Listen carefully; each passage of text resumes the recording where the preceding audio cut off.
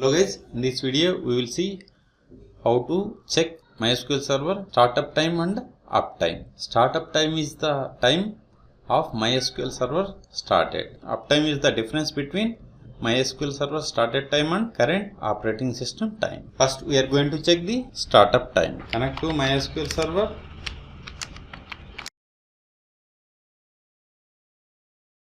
Clear the screen.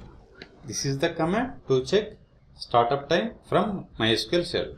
MySQL Server started at this time. I am going to keep all these commands in the video description. Exit, Ctrl L. Now check MySQL Server startup time from Linux shell. Service MySQL status.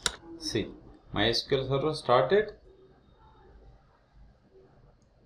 at 17, 11, 20, 2 hours, 60 minutes and 59 seconds. Another way to check MySQL startup time is from MySQL Workbench. See, this is MySQL Workbench. Then go to here. See here. Go to Administration tab. Then click on Server Status. Notice here running since. See, MySQL Server started at November 16, 7 o'clock, 57 minutes and 48 seconds. Now we are going to see how to check MySQL Server uptime.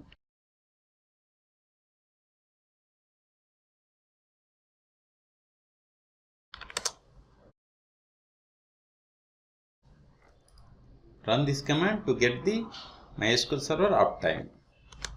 MySQL Server uptime is 54 minutes, which means we have started 54 minutes ago. Exit. Clear the screen. Check MySQL uptime from Linux shell by running service MySQL then status. See, we have started 55 minutes ago. Another way to check is same MySQL Server Administration tab and click on Server Status. Then here see in brackets 20 hours and 42 minutes ago. Refresh this. 20 in brackets it is the uptime 20 hours and 44 minutes ago.